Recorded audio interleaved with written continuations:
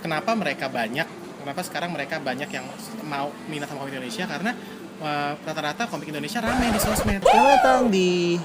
Gue belum punya nama sih sebenarnya buat komik Indonesia. Ini episode keempat. Pertama ada Sweta, kedua Sweta, ketiga Sweta, keempat Lo Swetaisme ya? Swetaisme. Fans berat Sweta. Ini sekarang gue kebetulan lagi meeting sama Fajar, terus sekalian aja gue ngomongin. Ya, banyak yang nanya di Twitter gue, kalau sekarang komik Indonesia itu kan sudah mulai merambah ke online dan offline gitu. Ya, online lah. Online. Terus kan sekarang berarti banyak cara untuk menerbitkan komik Indonesia gitu. Iya. Sebenarnya sih gue ngelihat secara media macam-macam ya sekarang ya. Misalnya di online aja, lo bisa coba bikin komik lo terbitin di sosial media kayak Facebook gitu kan. Yang sekarang lagi hits tuh Instagram. Tapi memang Instagram kebanyakan kan yang lebih komik-komik strip ya karena bisa panjang. Facebook, Instagram, terus ada kayak webtoon sekarang juga, dan webtoon itu kan juga orang bisa ngupload di webtoon challenge itu kan. Webtoon challenge orang bisa ngupload, bisa abis itu langsung ada pembacanya juga. Kalau dulu tuh sebenarnya ada kayak komik.com, Komiko, sekarang kayaknya juga mereka masih ada.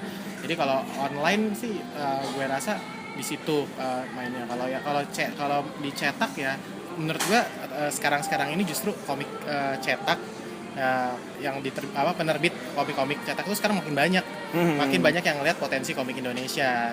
Itu sebenarnya kan dulu itu kan stigmanya penerbit tuh nggak mau nerbitin komik Indonesia karena nggak ada yang baca gitu kan. Nah, sekarang kenapa sekarang mereka banyak yang mau minat sama komik Indonesia karena rata-rata komik Indonesia rame di sosmed. Nah, sosmed kan mungkin dilihat sebagai tren sekarang nih. Berarti kalau banyak diminati nih, berarti kalau kita terbitin komik Indonesia berarti oke nih. Jadi menurut gue sih karena banyak komik Indonesia di sosmed, dan apalagi di sosmed itu gampang kan ke tracknya, maksudnya yang komen segini banyak, komiknya se-viral ini, like-nya segini, followernya segini, pasti kalau gue terbitin paling enggak segini kejual lah gitu. Jadi menurut gue sejak era sosmed ini mulai banyak bermunculan penerbit buku, penerbit komik yang mau nerbitin komik Indonesia, dan itu menurut gue hal yang sangat bagus sih. Iya.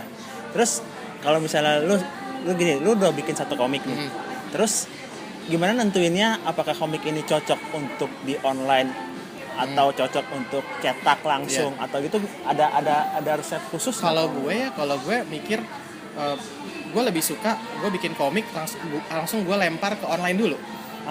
Karena bagaimanapun bisnis kalau kita ke penerbit pasti ada juga sih penerbit yang kita udah punya banyak dan kontennya bagus langsung diterbitin, ada juga. Tapi kan kita pengen komik kita laku ya.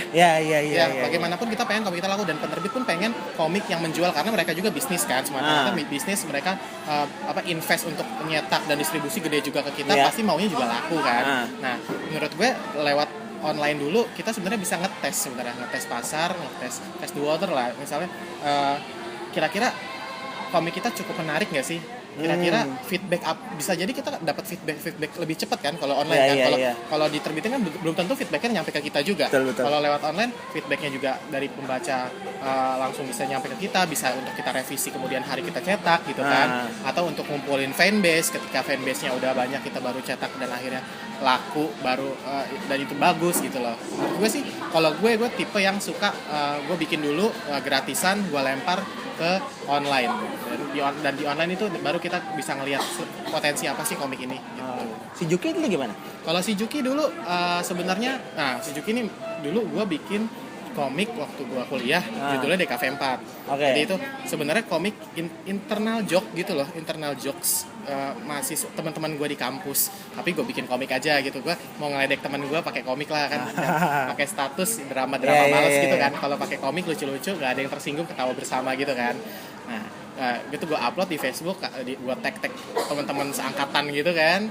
Nah, itu rame banget komiknya. Bahkan rame, akhirnya gue coba upload juga waktu itu di forum Kaskus. Gue bikin blognya sendiri, komik DKV 4. Dan rame, padahal gambarnya jelek banget. Gambarnya pokoknya seadanya, tapi mungkin ceritanya tuh relate banget sama mahasiswa. Dan yang lucunya, padahal ini internal joke, tapi banyak teman-teman, banyak mahasiswa yang gue nggak kenal pada ngikutin komik ini gitu. Nah, dari situ gue ngelihat ternyata komik itu komik itu menarik juga gitu. Di situ gue baru mulai di dunia komik sih sebenarnya, itu tahun 2011. Nah, ternyata komik itu menarik. Gue ngerasa dulu tuh jadi komikus itu gue nggak bisa dapat apa-apa gitu loh, nggak ada untung-untungnya gitu loh. Gue mending kerja jadi desainer, ilustrator, freelance atau di sebuah studio animasi gitu loh, gue mikirnya dulu. Tapi gue ngeliat peluang sebenarnya bahwa bikin komik itu bukan masalah gambar lo bagus, gambar lo detail, cerita lo menjelimet gimana, tapi gimana lo bikin cerita yang relate dengan pembaca lo, tahu target marketnya apa, dan mungkin gambarnya cocok dengan gaya berceritanya gitu. Jadi makanya gue ngerasa gambar jelek ini mereka bisa terima karena mungkin cerita kayak gini nggak perlu gambar yang gimana-gimana banget, cukup kayak gitu dan komunikasinya nyampe, dan itu ternyata rame gitu loh. Jadi gue ngeliat di situ peluang bahwa oke, kayaknya menarik nih dunia komik. Akhirnya gue setelah itu mulai coba serius di dunia komik deh intinya.